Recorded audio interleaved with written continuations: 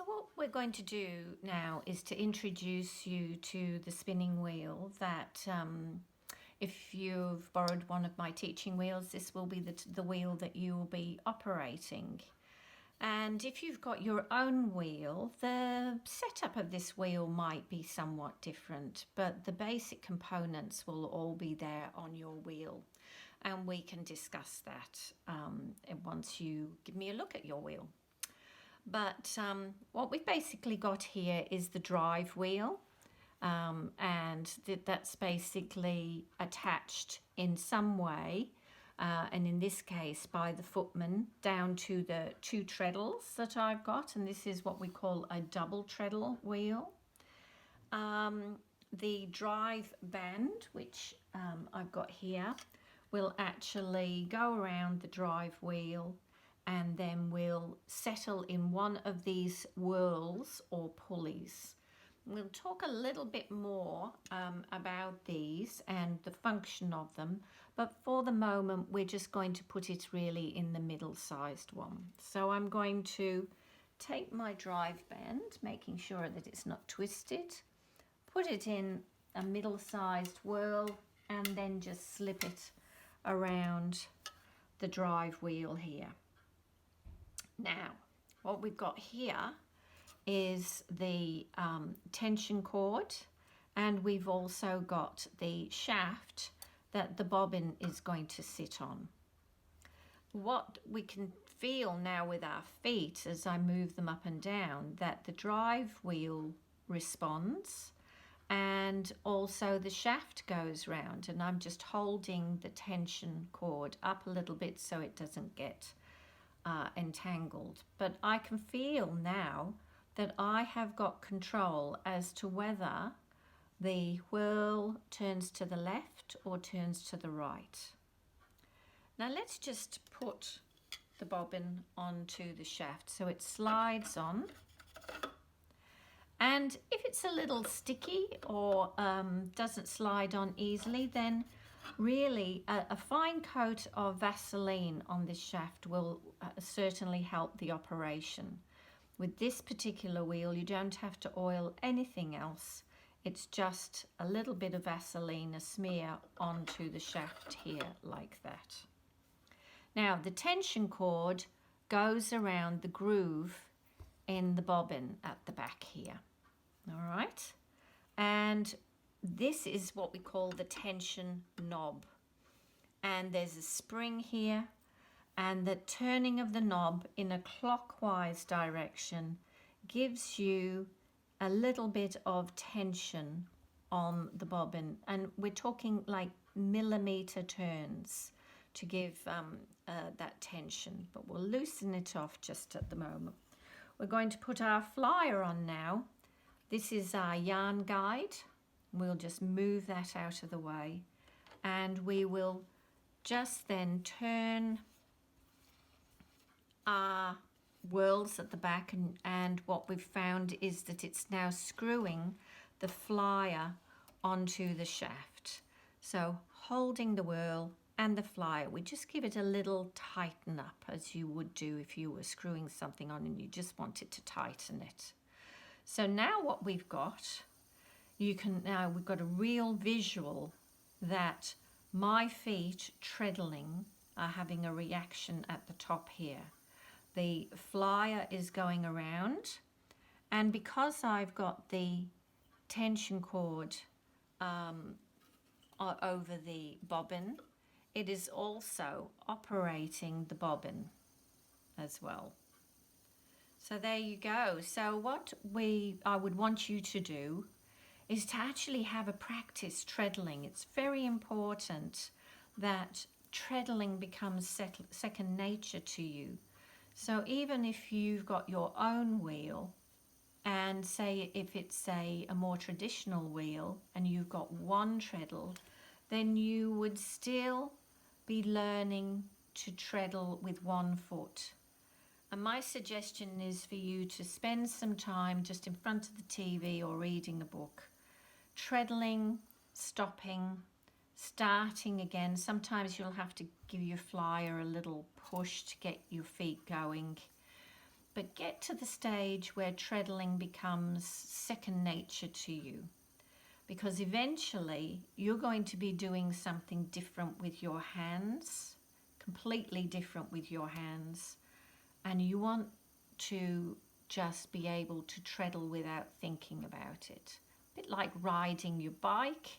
You don't actually think about the pedaling anymore. You get on there and you pedal, and all you have to think about is which way are you going to turn your hands. The pedaling comes automatically. So that would be the practice that I would suggest. First up is to learn how to assemble your wheel, and then to treadle and get comfortable with that. So we've been treadling for a little while and we've got really used to doing that, but now we're going to set up our wheel in order to get used to the feel of spinning. There's still another step to go. So what I'm going to do is now attach a leader onto this bobbin. And as the name implies, a leader leads your yarn onto the bobbin. It's what introduces and takes your fibre, twisted fibre, onto the bobbin, and it helps take it through all these little hooks and what have you. So I like to use a leader that's a little bit hairy, a commercial yarn, and I cut a fairly long leader and I double it over. So it's got a loop at this end and the two ends over here. And underneath the shaft of the bobbin, I just place the loop and then bring through the two ends. And I will tighten it up a little. But if I just left it at that, it would actually slip from side to side, and we want it to stay put. So I'm going to create another loop with the actual two strands this time and pull the ends through. And if I do that and pull it up tightly on top of each other, what it does is it really tightens it up against the bobbin, and it can't go anywhere left or right. And I tend to start off at the far end of my bobbin, the furthest away from me, because it means I can actually see it. And so I'm going to slide, and you slide by squeezing and sliding along the flyer arm. I'm going to slide my flyer hook, as this is called, towards the end, and this leader will just basically slide through it. On some wheels you'll have a series of hooks on this side, and you'll just guide your leader right the way through them. With this one you have a hook here, and then we have what we call a delta orifice, which is this V delta, and literally your leader goes straight down like that. Now, holding my flyer, holding my leader, what I'm going to do is start to treadle. And what I want to feel is a pull onto the bobbin. But at the moment I can't feel that pull, and I take my hands forward and all it does is curl up in front of me. So I'm going to tighten my tension a little bit. And I'll tighten it until I feel a pull, and the noise changes. I'll tighten it until I feel a pull onto the bobbin. Here we go. Now you can see that as I bring my hand forward, the leader starts to wrap around the core or the shaft of the bobbin here. And so I now know that I've got a tension enough that's going to take my yarn onto the bobbin. So we've just learnt something. We've learnt that the tension is all about taking the yarn onto the bobbin. The treadling does not take your yarn onto the bobbin. What the treadling does is introduce twist by rotating the flyer. So fast treadling does not take your yarn onto the bobbin any faster. It's the take up, the tension that will take your yarn onto the bobbin quickly. Okay, and I'll pull it off. Let that twist relax or come out a little bit, because the next stage is we're going to have some practice by pretending that we're going to spin a single yarn, and we're going to do this by taking a commercial ball of yarn. I've just popped it in a bowl down here because it's in a ball. I'm just going to tie it onto the end of my leader like this, and I'm going to pretend that I'm spinning. What this practice does, it gets you used to the feel, the difference in the feel from when you just were treadling without anything on the bobbin. Now the treadling will feel different because you are engaging the bobbin with the yarn or with the leader, and you have tension on the bobbin. So I'm going to pretend that I'm pinching out fibre and coming forward, sliding down my yarn, pinching out fibre and coming forward and sliding down. So what I'm doing is getting practice as to how it feels. And there goes that knot where my leader, and so now I'm actually onto the commercial yarn. So just feeling the way in which the wheel takes the yarn onto the bobbin, and that's what you're practicing here. So we'll go ahead and do a little bit more practice. You can see how it's building up on the shaft here. As it builds up a little bit more, we'll squeeze and move the hook further towards me, and as I start to let the yarn on, you can see yourself that it's going to fill a different section, and so we'll work our way down the shaft, and then we probably work our way back and keeping it nice and even. Okay, so what I'm going to do now is introduce you to Ivy, who's teaching Ivy how to spin. We just thought that it would help you, and Ivy might have questions. She'll have hesitations and difficulties that you would have in the class. So, plus the fact Ivy's been wanting to learn how to spin for a long, long time. So this is a great opportunity. So Ivy has been practicing her treadling. And how are you going with that, Ivy? Yes, pretty good. It's taking a bit of time to get used to the feet movement and with the hands. Other than that, it's pretty good. Yeah. And are you able to now consistently spin in a clockwise direction? Yes. Excellent. Look at that. Didn't even have to touch the flyer. Yeah. Some weavers, you will have to give them a little nudge with either the drive wheel or the flyer, and don't feel funny about that at this stage. You'll get to know your wheel really well. So we're now going to, Ivy's going to attach her leader onto her bobbin. So we've already talked about the length of the leader and how to thread it through once and then make another loop and thread it through again. And then what we'll do is that we'll tighten up, and we'll tighten it up at the far end of the bobbin and then thread it through the flyer hooks. Lovely. Oh, that's great. And then down through the delta. And as I've said before, it's different on every spinning wheel. All right, so Ivy's going to take her commercial yarn and tie it onto the end of her flyer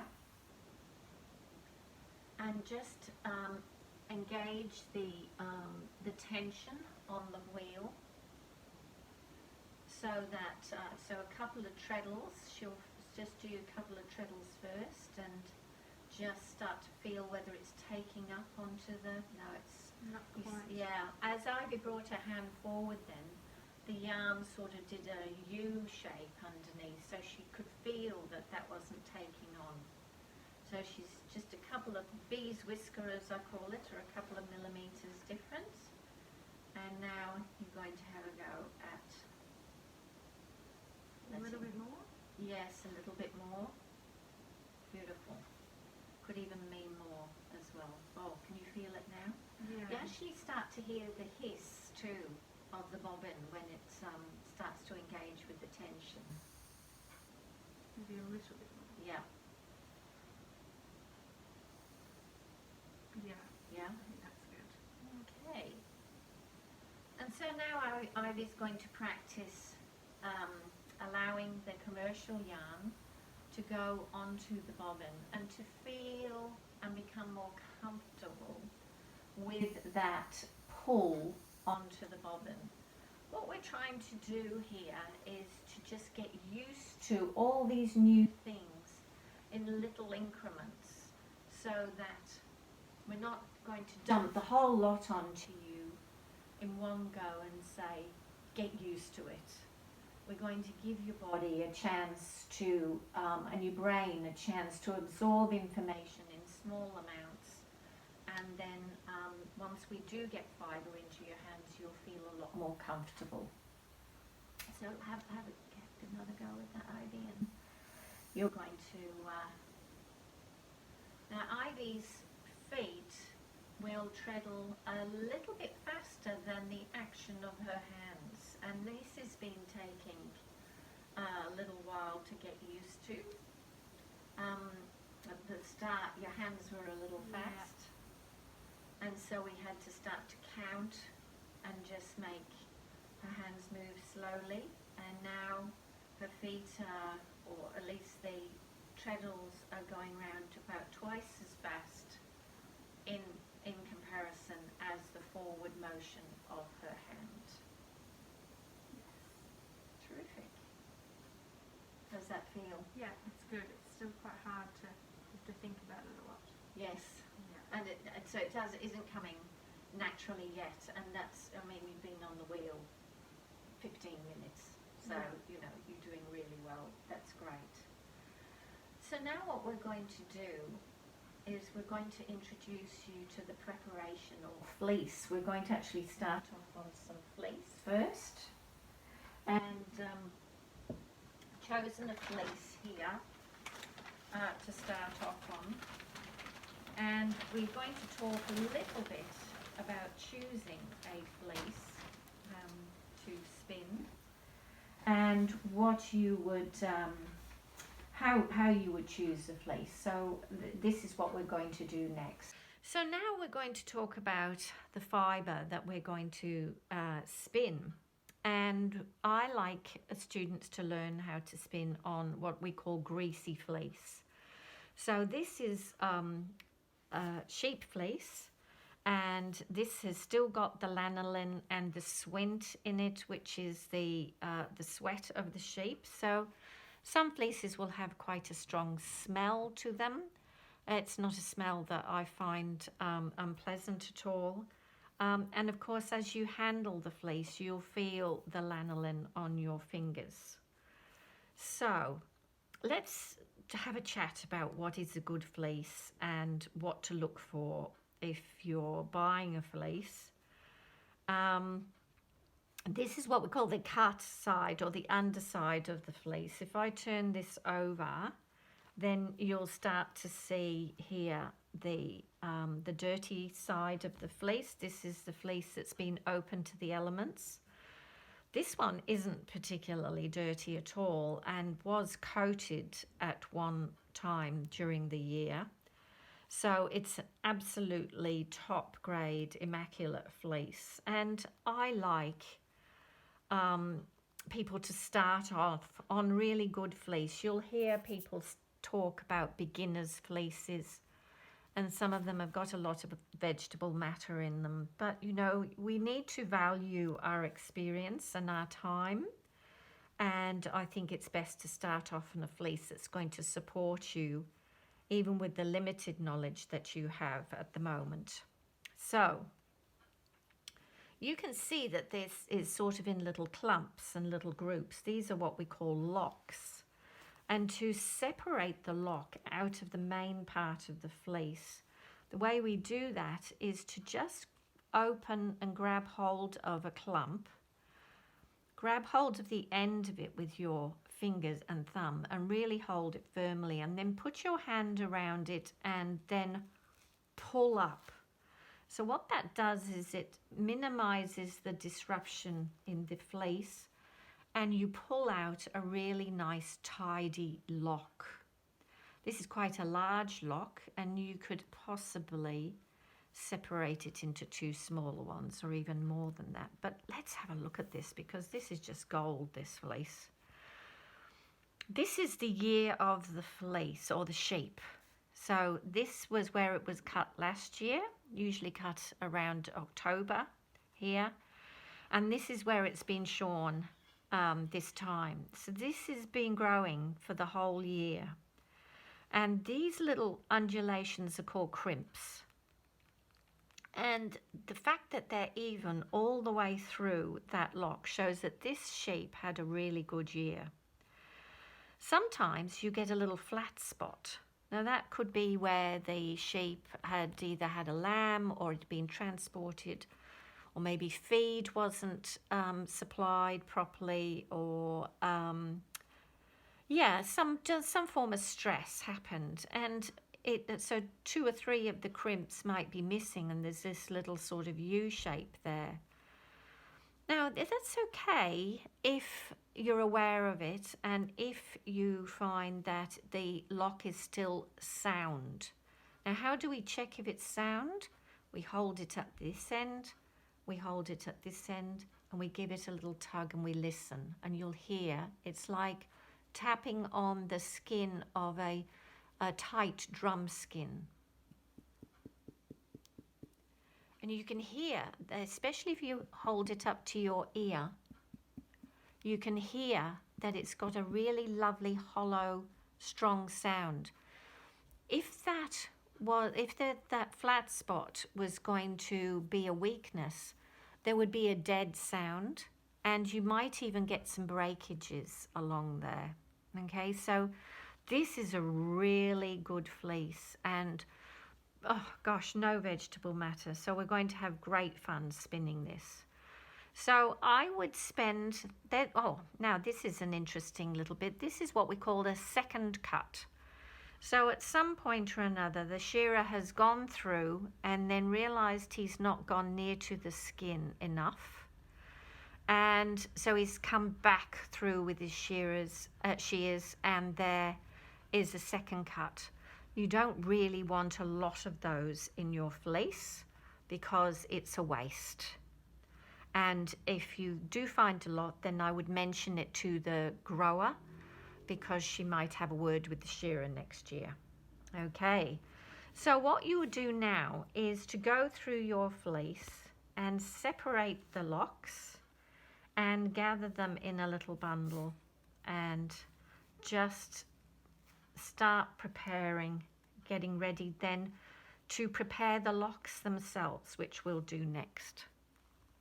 Right, so here's the lock, and now what we're going to do is prepare it for spinning, because as you can imagine, this dirty end has sort of glued itself together with being open to the elements. Now look, it could be a lot worse than this. Because this has been coated, I would say for the majority of the year, this dirty end is really nothing to speak of. Now, say it was quite matted and a bit glued together. Because we've got so much length in this fleece, we could actually cut that off and still have enough length to spin. I've got fairly long fingers, but I usually say that I want a lock at least the length of my index finger, probably about 3 inches at least, to spin in this manner, to spin in what we call a worsted style, which is how I'll be teaching you.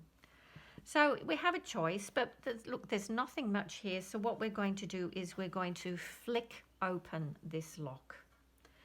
So to flick open this lock, we need a flicker, and this is the flicker.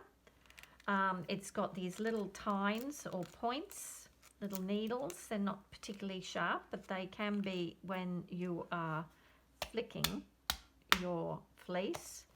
It has a long handle, and you hold your flicker at the end of the handle so that you get a little bit of pressure from throwing it down on your